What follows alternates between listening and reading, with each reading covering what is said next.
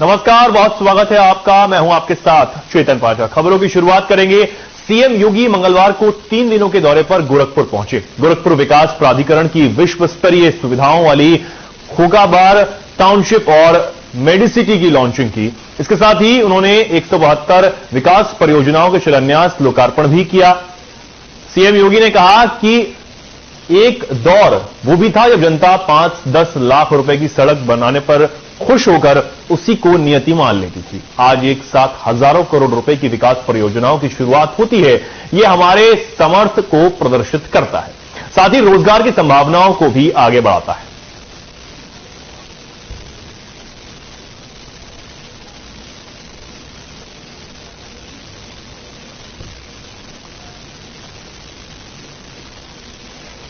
करता है उसको प्रदर्शित करने का एक माध्यम हो गया है और इसलिए इस नए गोरखपुर के निर्माण में हम सबको मिलकर के कार्य करना है। इस विश्वास के साथ जहां आज इन परियोजनाओं का लोकार्पण और शिलान्यास के लिए मैं आप सबको भी हृदय से बधाई देता हूं, पूरे गोरखपुर जनपद वासियों को बधाई देता हूं, वहीं गोरखपुर की उन नई योजनाओं के बारे में भी जो गोरखपुर के अंदर अभी आनी बाकी है। नए गोरखपुर के निर्माण के लिए बहुत सारे कार्यक्रम अभी होने हैं। उन कार्यक्रमों के साथ हमें जुड़ना होगा। हर व्यक्ति का सकारात्मक सहयोग होना चाहिए। हर व्यक्ति में सामर्थ्य है। अभी आपने देखा होगा उत्तर प्रदेश के अंदर एक ग्लोबल इन्वेस्टर समिट हुआ था। गोरखपुर में भी हजारों करोड़ रुपए के निवेश के प्रस्ताव प्राप्त हुए थे। हजारों करोड़ रुपए के ये हजारों करोड़ रुपए के निवेश के प्रस्ताव क्या साबित करते हैं? आज गोरखपुर में नए होटल आ रहे हैं। आज गोरखपुर में नए नए उद्योग आ रहे हैं। आज गोरखपुर में नई नई टाउनशिप की स्कीम आ रही है। नए हॉस्पिटल्स आ रहे हैं। नई फैक्ट्रियां लग रही हैं। ये केवल लगाने से काम नहीं चलेगा, बल्कि इसके अनुरूप गोरखपुर के नौजवानों को नौकरी के लिए बाहर न भटकना पड़े, इसके लिए उस प्रकार के इंस्टीट्यूशंस की स्थापना करना, उस प्रकार की संस्थाओं की स्थापना करना और गोरखपुर के युवाओं को स्किल डेवलपमेंट के साथ साथ उस प्रकार की डिग्री से युक्त करना कि डिग्री ली, गोरखपुर में ही उसे काम मिल गया, उसे गोरखपुर के बाहर जाना ही नहीं पड़ेगा। गोरखपुर के अंदर ही उसे नौकरी, गोरखपुर के अंदर ही उसे काम, और फिर गोरखपुर में जो पैसा कमाएगा उस पैसे का उपयोग गोरखपुर में ही करेगा तो गोरखपुर के अंदर ढेर सारी संभावनाएं आगे बढ़ेंगी। सही प्रणाम। उप मुख्यमंत्री ब्रजेश पाठक बुंदेलखंड के दौरे पर हैं, जिसके चलते उप मुख्यमंत्री ब्रजेश पाठक बांदा पहुंचे, जहां डिप्टी सीएम ने अग्निशमन ऑफिस का उद्घाटन किया। उसके बाद बांदा जिला अस्पताल पहुंचकर जिला अस्पताल की नवीन बिल्डिंग का भी निरीक्षण किया। आपको बता दें कि 300 बेड के हॉस्पिटल को अभी हाल ही में योगी सरकार ने बनवाया है। निरीक्षण के बाद जिला अस्पताल में जन्मी बच्चियों को पालन भी भेंट किया गया। साथ ही सर्किट हाउस बांदा में जनपद के अधिकारी और जनप्रतिनिधियों के साथ समीक्षा बैठक की गई और बार एसोसिएशन के शपथ ग्रहण समारोह में भी शामिल होने के बाद महोबा के लिए वो रवाना हुए। मीडिया से बातचीत करते हुए कहा कि प्रदेश में किसी माफिया को बख्शा नहीं जाएगा और कोई भी माफिया बाहर नहीं रहेगा। जो अपराध करेगा उसे जेल जाना ही पड़ेगा।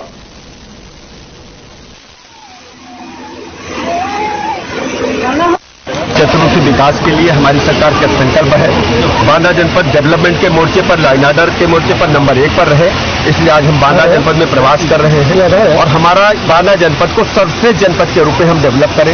यहाँ जितनी भी केंद्र प्रदेश सरकार की योजनाएं हैं वो 100% लागू हो और भी जो आवश्यकता है बांदा जनपद को विकास में धन की कोई कमी आड़े नहीं आने दी जाएगी।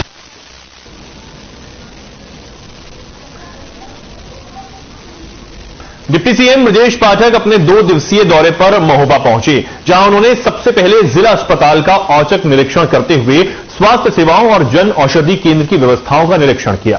तो वहीं जिला अस्पताल के सभी वार्डों में पहुंचकर निरीक्षण करते हुए बेहतर स्वास्थ्य सेवाएं देने के निर्देश भी दिए। इसी दौरान मीडिया से मुखातिब होते हुए उन्होंने कहा कि जनपद में सभी लोगों को उच्च कोटि की चिकित्सा व्यवस्था मिले, उसके लिए हमारी सरकार दृढ़ संकल्पित है। जिला अस्पताल में डॉक्टरों की कमी को भी दूर किया जाएगा। उन्होंने कहा कि जिला कलेक्ट्रेट में सभी विभागों की समीक्षा बैठक करके जो भी कमियां होंगी उन्हें दुरुस्त करेंगे।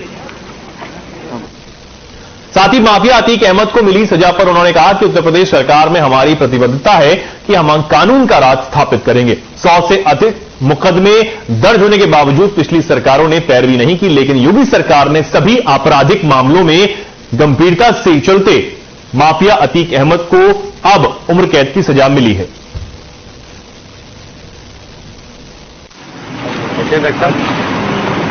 महोबा जनपद में सभी लोगों को स्तरीय चिकित्सा व्यवस्था मिले, उच्च कोटि की चिकित्सा व्यवस्था मिले, इसके लिए हमारी सरकार का संकल्प है। आज महोबा जनपद के जिला चिकित्सालय का निरीक्षण किया है। अभी जिला कलेक्ट्रेट में विभागवार सभी विभागों की समीक्षा बैठक होगी और जो भी कमियां होंगी उनको हम दुरुस्त करेंगे और जिले के चतुर्मुखी विकास के लिए केंद्र और प्रदेश की जो योजनाएं हैं वो 100% धरातल पर उतरे, उनका स्थलीय निरीक्षण भी करेंगे।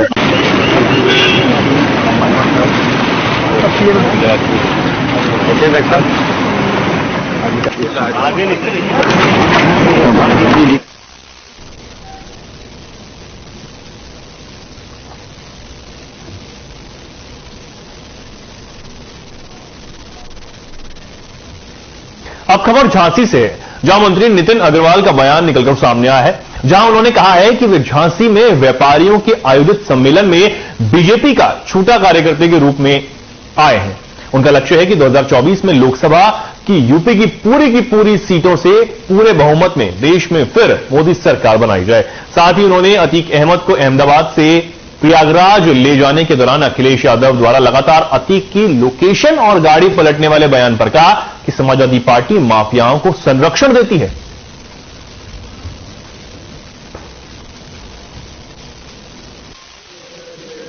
असल में मैं ये कहना चाहता हूं कि विपक्ष पूरी तरीके से दिशाहीन है और खासतौर से समाजवादी पार्टी और समाजवादी पार्टी का नेतृत्व पूरी तरीके से दिशाहीन हो चुका है। भारतीय जनता पार्टी अब सारा विपक्ष पहले तो कहते हैं कि हम थर्ड फ्रंट बनाएंगे, उसके बाद कहते हैं कि कांग्रेस हमारा सहयोग करे, पहले कांग्रेस के खिलाफ बोलेंगे, फिर कांग्रेस के साथ सहयोग भी मांगेंगे। मैं समझता हूं कि जो क्रेडिबिलिटी होती है, पॉलिटिकल क्रेडिबिलिटी, वो पूरी तरीके से समाजवादी पार्टी खो चुकी है क्रेडिबिलिटी।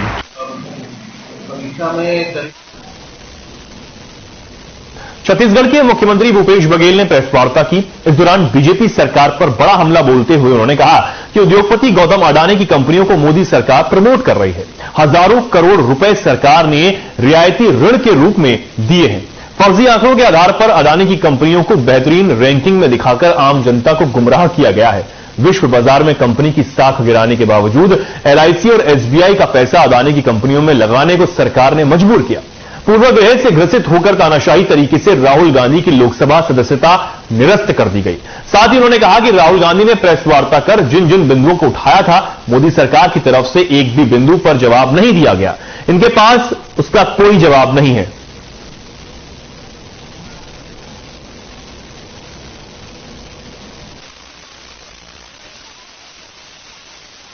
जनवरी महीने में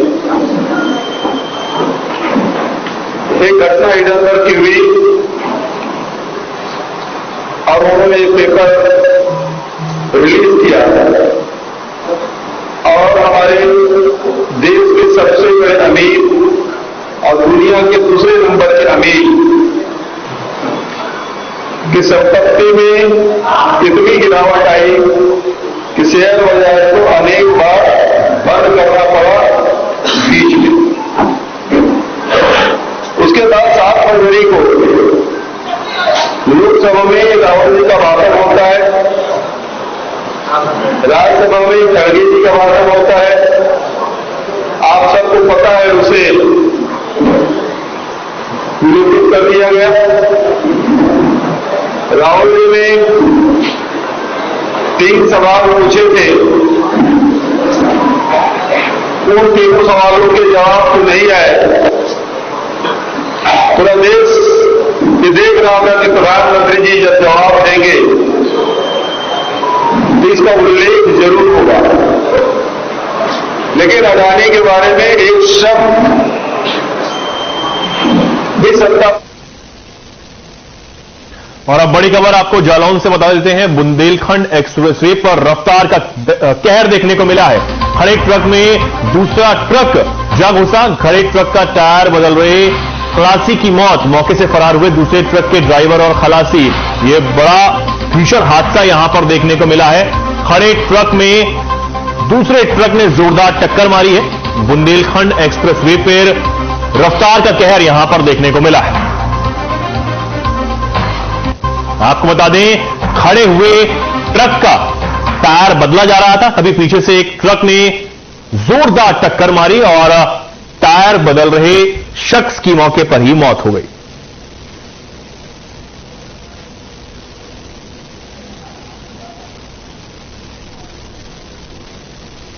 हमारा सामुदायिक स्वास्थ्य केंद्र जालौन लाया गया है। एक्सीडेंट में एक 23 वर्ष पुरुष की गति पे डेड बॉडी है, जो भी सड़क हाईवे औरंगाबाद रोड पे हुआ है। उसमें जो व्यक्ति है वो मृत्यु हो गया। हमने उसको आगे की कार्रवाई पुलिस सूचना दी। श्रावस्ती के थाना हरदत्त नगर गिरन क्षेत्र की सरयू नहर में 26 मार्च को 2 युवकों के डूबने की सूचना मिली थी, जिनके रेस्क्यू के लिए लगातार टीमें लगी हुई थी।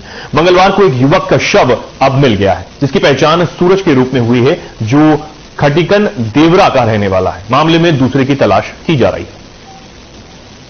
यहाँ पे एक गांव है खटिकन देवरा, यहाँ पे 2 लड़के सरयू नदी में डूब गए थे और पुलिस फोर्स तत्काल वहां पहुंच के रेस्क्यू ऑपरेशन पुलिस ने स्टार्ट कराया। जो लोकल गोताखोर थे उनको भी बुलाया और इसके अलावा जो है फ्लड कंपनी जो है द्वितीय वाहिनी की वो भी आई। एसएसबी की भी जो फ्लड रेस्क्यू बोट्स हैं उनको बुलाया गया और कड़ी मेहनत के बाद आज दिन में एक डेड बॉडी हम लोग को मिल गई है, जो 11 साल का लड़का डूबा था। और अभी दूसरा जो 13 साल का लड़का था उसकी डेड बॉडी नहीं मिली है, उसको भी ढूंढने के पूरे प्रयास किए जा रहे हैं। अब बड़ी खबर फर्रुखाबाद से आपको बता दें, गेहूं की फसल में लगी आग। 11,000 के झूलते तारों से हुआ शॉर्ट सर्किट, बालिका की मौत, बालक बुरी तरह झुलसा। बालिका की मौत से परिजनों में मचा कोहराम। गेहूं की फसल देखते ही देखते हुई राख। ग्रामीणों ने कड़ी मुशक्कत के बाद किसी तरह आग पर काबू पाया। बिजली विभाग पर लगे लापरवाही के गंभीर आरोप। लाइन कटने के बाद फिर हुई चालू। कई ग्रामीण बिजली की चपेट में आने से बाल बाल बचे हैं। थाना नवाबगंज क्षेत्र के बलीपुर गांव का यह पूरा मामला है, जहां पर 11,000 वोल्ट की तार की चपेट में आने से एक बच्ची की मौत हुई है। फर्रुखाबाद से बड़ी खबर आपको बता रहे हैं। थाना नवाबगंज क्षेत्र का यह पूरा मामला है। बिजली विभाग पर लापरवाही के गंभीर आरोप लग रहे हैं। लाइन कटने के बाद बिना बताए फिर से यह चालू कर दी गई और उसके बाद यह बड़ा हादसा यहां पर हुआ है। गेहूं की फसल बर्बाद हुई है, इसी के साथ एक बच्ची की मौत भी इसमें हुई है। हालांकि एक बच्चा भी है जो बुरी तरह इस हादसे में झुलस गया है।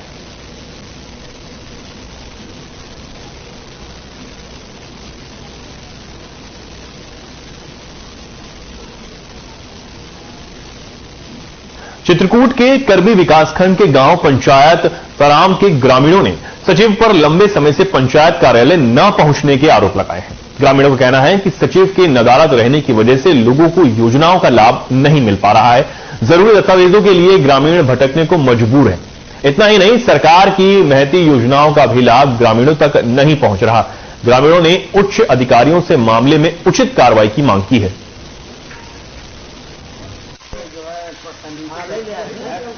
प्रवास की नकल है, हमारे नथनी हो चुकी है 7, 8 साल 12 साल की, अभी तक उनका प्रवास में नकल नहीं करी है, जो कि यहाँ 10 साल से लापरवाही कर रहा है। उससे बात किया तो पुरानी नकल दिया, बस हो गया। समस्या मेरी बहु विधवा है, उसका प्रधानमंत्री आवास आया और मैंने अपनी थोड़ी सी जगह दी थी। प्रधान ने कहा कि भाई सड़क बनवा दीजिए, तो मैं अपना मकान 4 फुट दीवार तोड़वा दी। बहू का क्या नाम है आपके? मेरी माया देवी नाम है मेरी बहू का। और वो प्रधान ने ज्यादा 200 ईटा मेरे मकान में पक्की से दीवार बनवा दिया। 200 ईटा बनवा दिया कि मैंने मेरा मकान खोला जाएगा तो आप बनवा दीजिए, तो उन्होंने बनवा दिया। और ये सचिव आए तो देखा कि तुम्हारा पक्का मकान है, इतने पक्के मकान है, तो उन्होंने मेरा आवास मेरी बहू का कटवा दिया।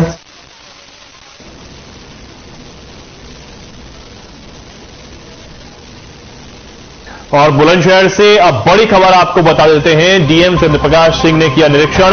शिकारपुर तहसील में डीएम ने निरीक्षण किया है। साफ सफाई को लेकर तहसीलदार को निर्देश भी जारी कर दिए गए हैं। समस्याओं को प्राथमिकता से सुने अधिकारी, ये उन्होंने कहा है। समस्याओं के जल्द निपटारे के निर्देश भी यहां पर दे दिए गए हैं। तो ये बड़ी खबर आपको बता रहे हैं। डीएम चंद्रप्रकाश सिंह ने निरीक्षण किया है और उसके बाद तमाम दिशा निर्देश भी अधिकारियों को दिए हैं। बुलंदशहर से खबर आप देख रहे हैं। मैंने सीसीटीवी भी लगवाने के लिए कहा है कुछ जगहों पे, ताकि जिन्हें पारदर्शिता बने। और मैंने ये भी देखा है कि कई किसान जमीन पर बैठे हुए हैं। मैंने जेल साहब से अनुरोध किया है, उनके पास पैसा भी है कि वहाँ बेंचेज वगैरह रखवा दी जाए ताकि कोई आदमी जमीन पर न बैठे। देखिए, काफी किसान भाइयों ने अपने फसल का बीमा करा रखा है। मैंने सभी से अनुरोध किया हुआ है कि पहले तो कृषि विभाग, राजस्व विभाग और किसान तत्काल उसका सर्वे करा ले, ताकि ये जो बरसात अभी हुई थी ये बीमा की खबर है। हमीरपुर के राट क्वाली क्षेत्र के स्यावही रोड पर पिछले काफी समय से अवैध असलाह फैक्ट्री संचालित थी। मुखबिर की सूचना पर पुलिस ने अवैध असलाह फैक्ट्री में छापा मारकर मौके से 3 अभियुक्तों को गिरफ्तार किया। पुलिस का कहना है कि 3 अभियुक्त चकमा देकर मौके से भाग निकले। साथ ही अवैध असलाह फैक्ट्री में असलाह बनाने के उपकरण और भारी मात्रा में बने और अधबने असले बरामद किए गए हैं। पकड़े गए अभियुक्तों को पुलिस ने गिरफ्तार कर जेल भेज दिया है और गिरफ्तारी के दौरान भागे अभियुक्तों की पकड़ के लिए सर्च ऑपरेशन चलाया जा रहा है। कि कस्बा राठ में नहर बाईपास से स्यावरी रोड पर पुराना जर्जर मुर्गी फार्म में एक अवैध फैक्ट्री चल रही है। इस सूचना पर इनके द्वारा अपने फोर्स को लेकर उस जगह पर छापा मारा गया। तो वहां पर कुल 3 अभियुक्तों को गिरफ्तार किया गया।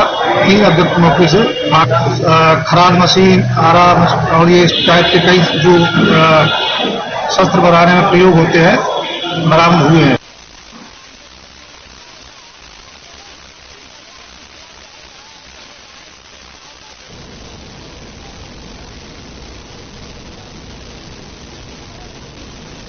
मथुरा में जान हथेली पर रखकर सफर कर रहे श्रद्धालु ट्रैफिक नियमों और अधिकारियों को ठेंगा दिखा रहे हैं। बता दें कि छाता तहसील के गांव जलालपुर में खुशहाली बाबा के नाम से एक मंदिर बना है, जहां बड़ी संख्या में श्रद्धालु दर्शन करने के लिए पहुंचते हैं। बसों, ट्रक और मैजिक की छतों पर श्रद्धालु सवार होकर जान जोखिम में डालकर यहां पहुंचते हैं, लेकिन न तो इस पर प्रशासन ध्यान दे रहा है और न ही आरटीओ। जब पूरे मामले को लेकर जिले के एसएसपी शैलेश कुमार पांडे ने कहा कि अधिकारियों को आदेश दे दिए गए हैं, कार्रवाई की जा रही है।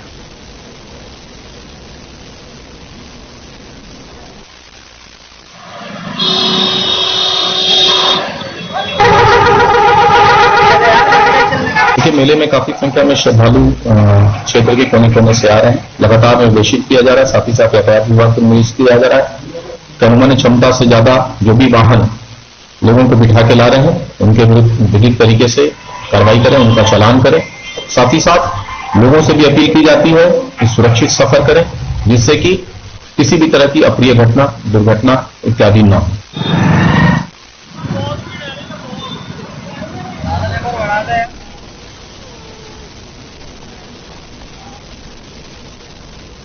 ग्रेटर नोएडा में भुज बेचने वाले किसानों से की जा रही अवैध उगाई के विरोध में सैकड़ों किसान ग्राम प्रधान के साथ डीसीपी कार्यालय पहुंचे और दबंगों के खिलाफ शिकायत दर्ज करवाई और मांग की कि अवैध उगाई करने वाले लोगों के खिलाफ सख्त कार्रवाई की जाए, ताकि वे अपने सामान को आसानी से बाजार में भेज सके। तो वहीं लोगों का कहना है कि पिछले कई सालों से उनसे जबरन अवैध उगाई की जा रही है। जब इसका विरोध करते हैं तो उनके साथ मारपीट तक की जाती है।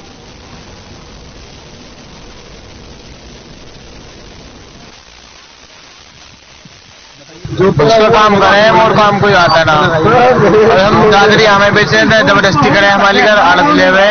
अगर मान लो जैसे वहाँ टोली बेचने लगे हम तो उसकी पैसे ले हुए जबरदस्ती वसूली करें, और हम कहीं और जामे तो मारा पीटी करें और हमें अपने साथ में लोग खींच के ले जाए टोली, वहाँ जाके अमेरिकन जबरदस्ती करें, मारा पीटी करें। ये भुज के व्यापारी हैं, मजदूरी करते हैं, किसानों का भुज लेते हैं, बाजार में बेचते हैं। उसमें गौरव है, एक राकेश है, एक कोई दुजाने का लड़का, उसका नाम मैं नहीं जानता। इनसे वसूली करता है मोहित नाम दुजाने वाले का। इनसे पैसे की वसूली करते हैं, सरकारी जगह में खड़ी करते हैं ट्रॉलियों को, पुलिस वाले आते हैं तो उनको पिंचर करते हैं, उसकी कोई देख रेख नहीं है। वो तो आता आपने 1500 रुपए जो जिसको बने ट्रॉली पे या बुग्गी वालों से उससे लिए और अपने घर को। जिलाधिकारी की अध्यक्षता में जनपद श्रावस्ती को अमीनिया मुक्त बनाने के संबंध में बैठक संपन्न हो गई। बता दें कि जिलाधिकारी नेहा प्रकाश की अध्यक्षता में जनपद श्रावस्ती को अनीमिया मुक्त बनाने के संबंध में कलेक्ट्रेट सभागार में बैठक की गई। बैठक के दौरान जिलाधिकारी और मुख्य विकास अधिकारी अनुभव सिंह ने संकल्प अनीमिया मुक्त श्रावस्ती की डॉक्यूमेंट्री लॉन्च की। इस दौरान जिलाधिकारी ने जागरूकता अभियान चलाकर अंतर विभागीय समन्वय के बारे में और कार्यक्रम की अन्य बाधाओं पर भी ध्यान देने के लिए निर्देश दिए। जो बच्चे हैं और एडोलेसेंट हैं, इनमें एनीमिया ना हो, और इसका मतलब ये बहुत जरूरी है कि हमारे बच्चे एनीमिक ना हो, क्योंकि जैसे अगर बच्चे एनीमिक होते हैं, एडोलेसेंट्स एनीमिक होते हैं, तो उनका ओवरऑल ग्रोथ प्रभावित होता है। और ये ऐसा एज है जब बच्चे स्कूल जाते हैं, उनका एजुकेशन भी इफेक्ट होता है। तो हमारे बच्चों को हेल्दी रखने के लिए ये एक बहुत बड़ा कंपोनेंट है कि बच्चे एनीमिक ना हो, और इसी के लिए ये गवर्नमेंट का प्रोग्राम चलाया जाता है। अब खबर सिद्धार्थनगर से है, जहां सोशल मीडिया पर एक वीडियो जमकर वायरल हुआ है।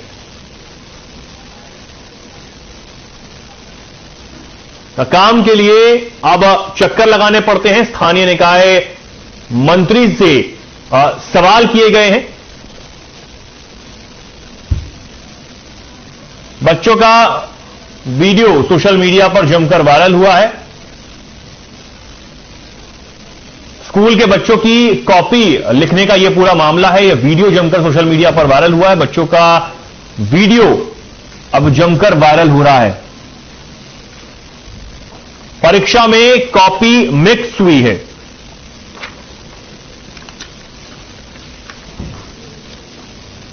यह वीडियो जो है सोशल मीडिया पर जमकर वायरल है।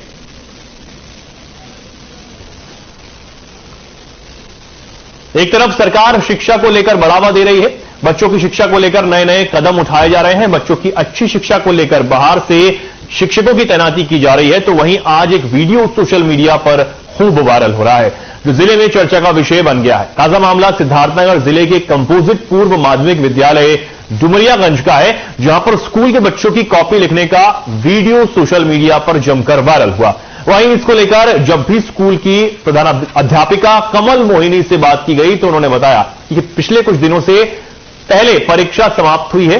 परीक्षा में कॉपियां मिक्स होने पर बच्चों से अलग परीक्षा कॉपियां लिखवाई जा रही हैं। ये वीडियो वायरल करके स्कूल स्टाफ मुझे और मेरे विद्यालय को बदनाम करने की साजिश रच रहा है। वहीं इसको लेकर जब खंड शिक्षा अधिकारी डुमरियागंज संजय कुमार से बात की गई तो उनका कहना था कि जांच करके कार्रवाई की जाएगी।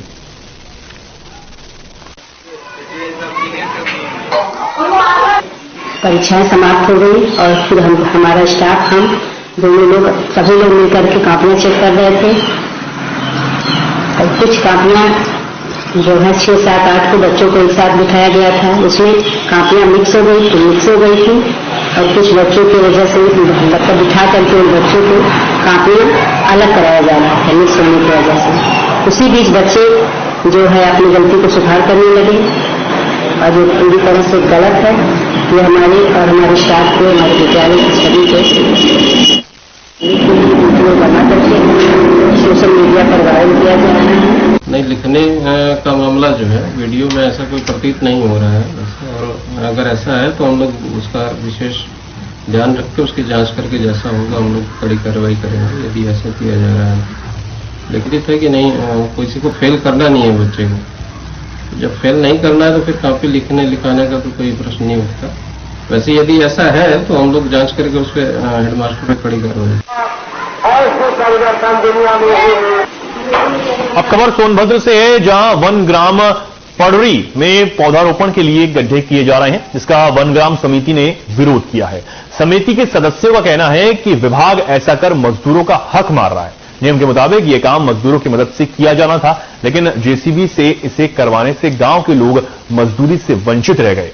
दूसरी ओर वन विभाग का दावा है कि ऐसे क्षेत्र में हरियाली को तेजी से बढ़ाने के लिए किया गया है, लेकिन वहीं जंगल विभाग की ओर से जंगलों में आग भी लगाई जा रही है, जिससे हरे पौधों को काफी नुकसान हो रहा है।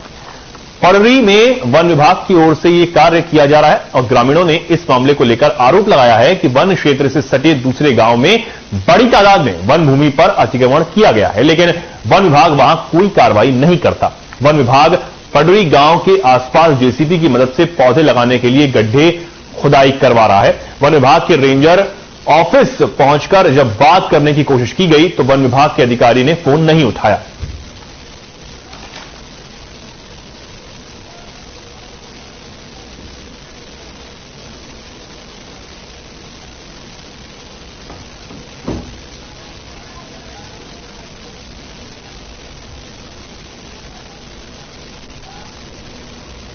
और सीएम योगी गोरखपुर पहुंचे हैं, जहां वो एक कार्यक्रम में शामिल हुए हैं। क्या कुछ उन्होंने कहा है, सीधे आपको लिए चलते हैं।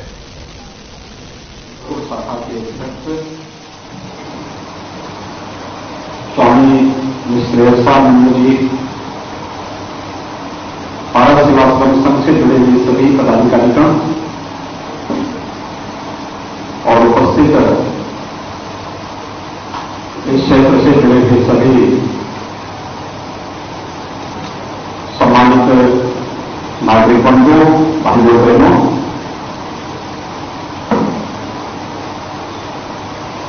भारत सेवाश्रम संघ की स्थापना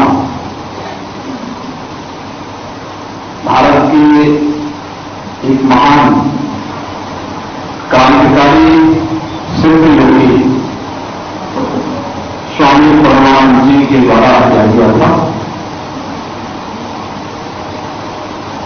यह वह समय था जब देश स्वतंत्र था। एक और अंग्रेजों की गुलामी और दूसरी ओर देश में। खबरों में फिलहाल के लिए इतना ही। नमस्कार।